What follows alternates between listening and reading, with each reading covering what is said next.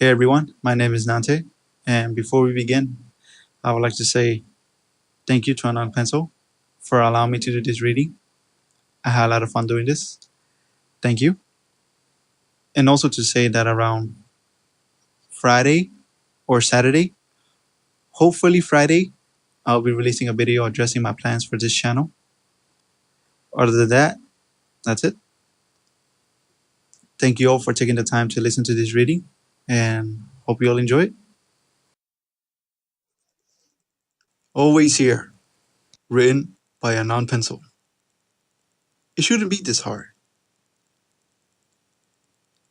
There's a special feeling that comes with getting home after a long day of work. To others, it probably feels like a shallow relief or a prolonged sigh. For you, it's like a sudden shot of morphine. And after today, you surely need it. The door to your studio apartment opens, and you slip inside as fast as you can before the nausea of anticipation overwhelms you. It takes just about everything in your power not to slam the door shut so hard that you break it, so it can never be opened again. You press your back against the cold wood and shut your eyes. Then count the beats of your heart until they slow down.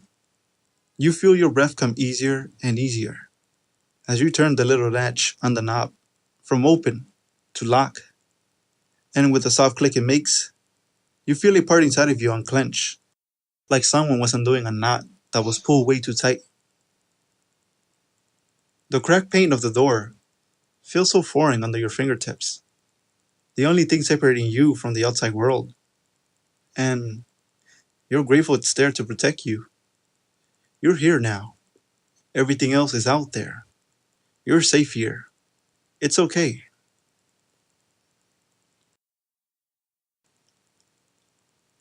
You close your eyes and repeat these words in your head over and over until you start to believe them. Somewhat.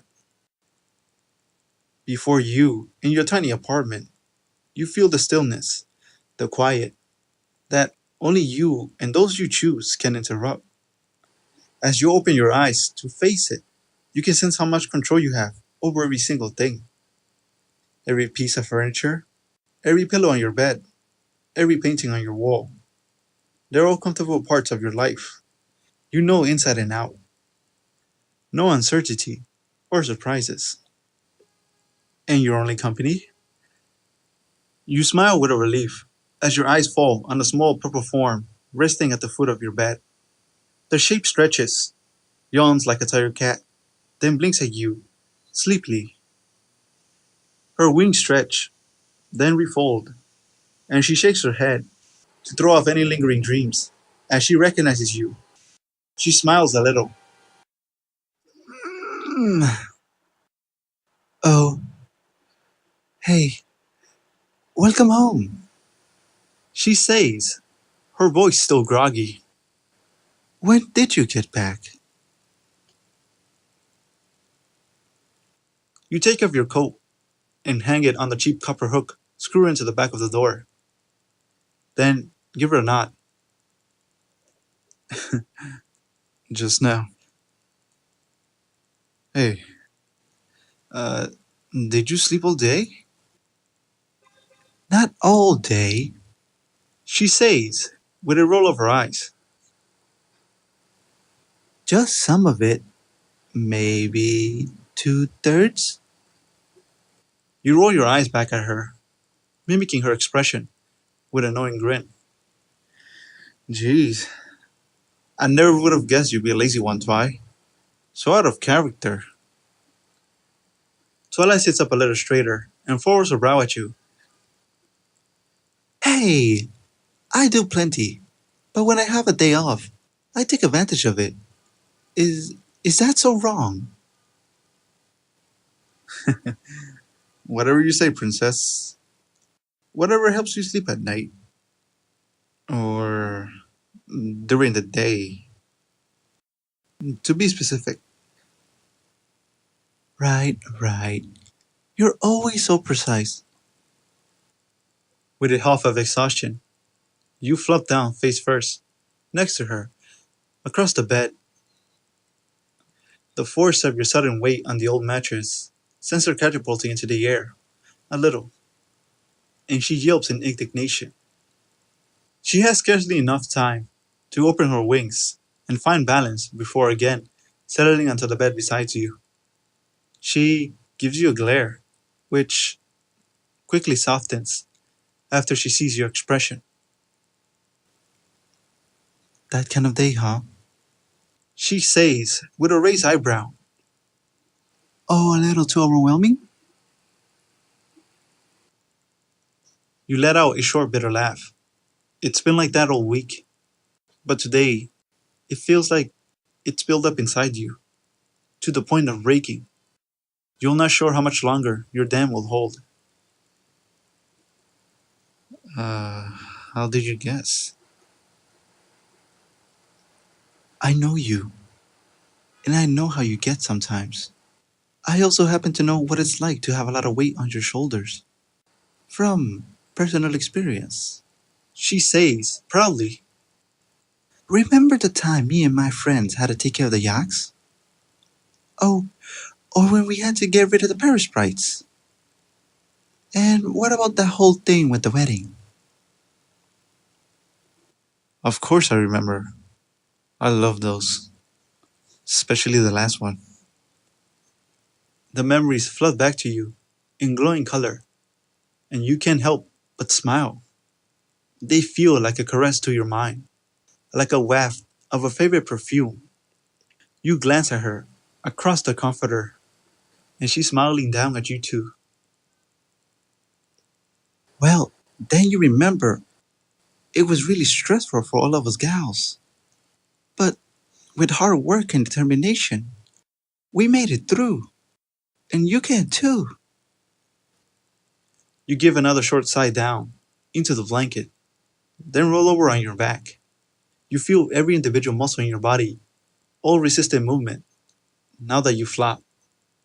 And you make an involuntary little groan as you shift around. Yeah, but you have friends there to help you. You remind her. You have friends too. You don't count. You hear her click her tongue in disapproval. Well, that's not a very nice thing to say. Is staying in so often making your socializing skills rusty? Taking a page from Dash playbook? Maybe. And forgetting manners? You let out a loud groan, on purpose this time, and cover your face with your hand.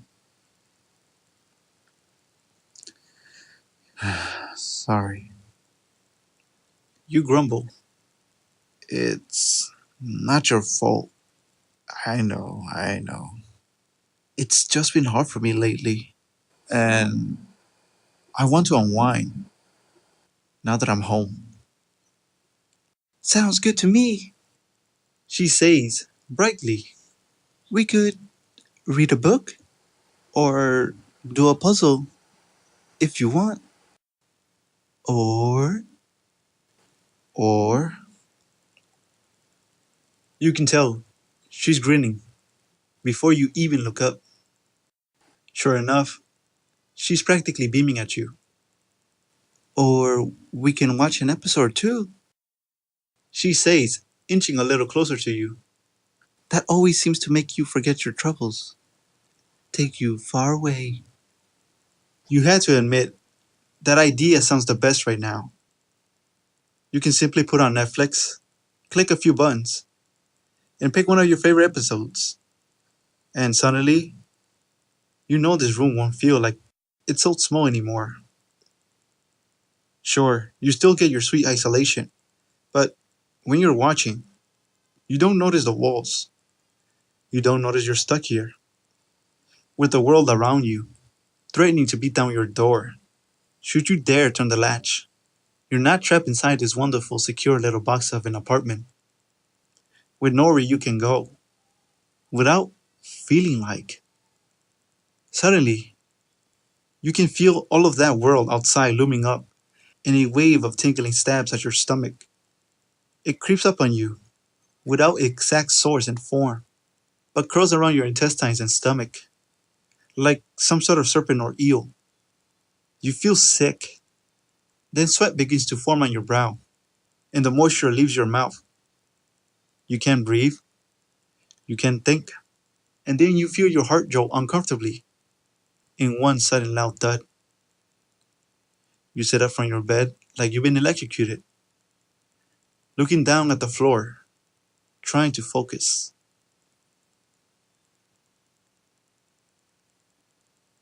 See how the wood grain flows in one direction? We're about to swirl there of a knot. There's a crack running up that one board. Is it bigger this week? There's dust in the cracks. You should really clean it at some point, but it's not terrible yet. It's red wood, you remind yourself. You asked your landlady after this happened last time. With each singular detail you pick out, you feel your heart slow and the pressure against your apartment walls lessens some. When you breathe out, it feels like you've been holding it in for hours. As you blink back into your body, you can sense Twilight leaning over your shoulder, and you turn to find her, looking at you, head tilted. Her mouth is set, her expression curious, but also concerned. A bad one? She acts softly, very gently, like you're a baby animal. Not so bad. It went away fast. You reply, but there's a cracked dryness in your voice as you speak. She nods and doesn't press the point, much to your relief. Well, she continues, you don't have to do anything else today.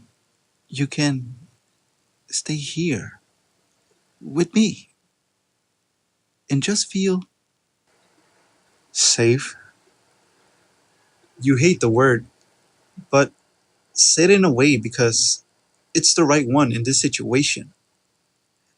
This room, this place, this small purple magical pony feels safe to you.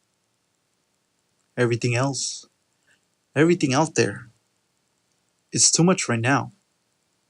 It's always too much, but especially right now. Twilight nods once more and pats your leg so kindly that you can almost feel it. Yes, she says, in that same soft lifting tone that feels like a lullaby. If that's what makes you feel better. You look over at her and give her a half smile, one which both of you know is not genuine. It doesn't. You say, it never makes me feel better. Anything I can do to help. We can always do more research on coping mechanisms, on ways to deal with attacks. You always have the pills in the bathroom if it gets too intense. There are some new drug trials if you. You hold up a hand for her to stop, and she quickly falls silent. This isn't what you need. Well, actually, you do need this. The same way you need food or even air. At least everything in your head and body is screaming that you need all of those things she's saying. They're the only things that feel good. And even when they make you feel like running as fast as you can out of this place, even when they make you feel trapped, they also make you happy. And that's enough for now, right? Can't you just enjoy those things? Be happy. Can't you just stay inside? You feel a sudden lump in your throat, and it doesn't pass no matter how many times you swallow. Safe should be good. Comfort should be good. You want them. So why do these things set off little voices in your head, shrieking and wailing, like a warning siren? Then another thought crosses your mind, and a shudder of horror ripples through your skin as anew. Twilight, you say, hollowly. I think I didn't get the mail on the way up. In fact, I know I didn't. She's silent, and when you glance up, you notice she looks even more worried. You don't try to smile at her. This time, it won't help either of you. You can always stay here for a bit longer. Relax and build up to it. She tells you, baby steps, right? Another delicious offer. You want it so bad. You want to take her up on that. But the more you stay here, the more you get comfortable and warm and happy.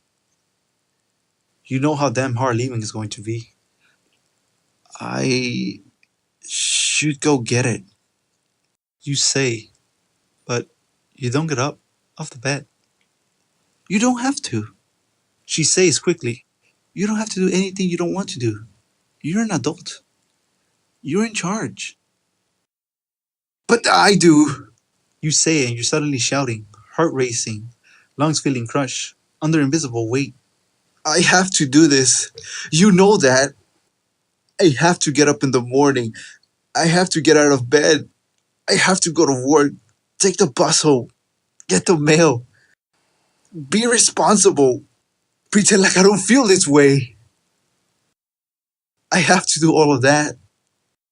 Because if I let myself stop, if I let myself stay in here, I. Your eyes feel wet and sticky. Your cheeks feel hot. You turn away from Twilight, suddenly feeling a pang of shame that has no name or reason. Why is this hard? This isn't hard for other people. It shouldn't be hard for you. So why is this fucking difficult? I have to. You go on, trying to keep your voice softer and more steady.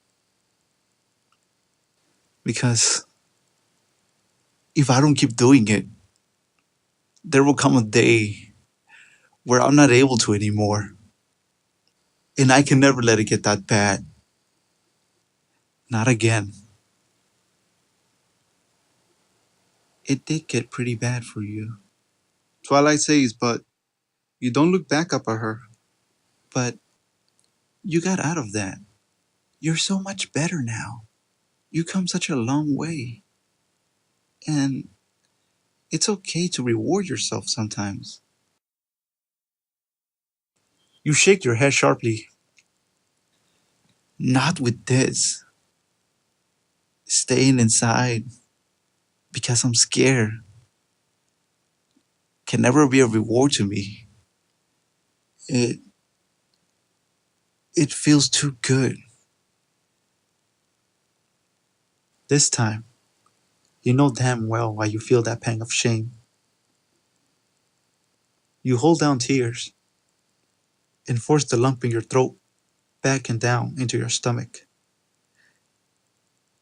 You can still feel it resting there, weighing you down, trying to keep you from getting up of this bed. Inertia is your worst enemy. You know that. You have to make the first motion. You remind yourself, as you have countless times before. It gets easier once you begin, so just stand up. Stand up. You can do it. You can at least stand up. So just do that right now. Tense your legs. Lean forward and get off the bed. Do it. Just fucking do it. Why aren't you doing it? Get up. Get up. Your body doesn't move. Look. Twilight says suddenly, and your eyes flick open. You almost forgot she was there.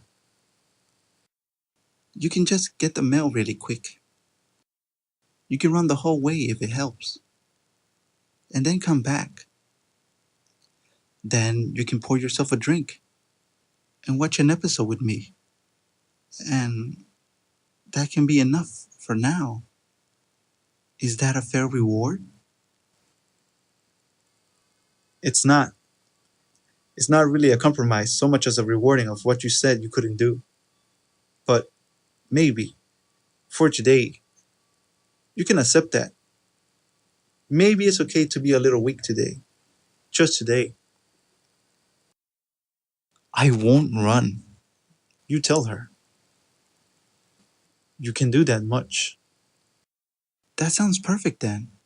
She says with a warm smile. See? It's not so bad. If you can do that much. The warning sirens go off in your head with that thought, but you ignore them as best you can. Instead, you lean forward, reminding yourself of your decided reward over and over. Do this one thing, then you can relax. Once your legs lock straight, the next step feels more reasonable. You can still feel the world outside, lurking as you approach the door, and your hand shakes as you wrap it around the knob. You can still feel how big it all is out there, how the small room behind you is so familiar, inviting, addicting. You have to tell your hand to open the latch several times before it finally does so, and the clicking sound it makes gives you a horrible feeling of sinking dread, like you're drowning for a moment. You have a sudden impulse that you're going to throw up, but luckily, it never happens. I'll be right back, you say to the empty room behind you. Of course, she says, I'll be right here, waiting. I'm always right here with you if you need to run or hide. That's what I'm afraid of. You whisper to yourself. Then quickly, before your thoughts can get too loud and menacing, before your heart can be too strong and too fast for your body, you open the door and take that first hard, aching step outside.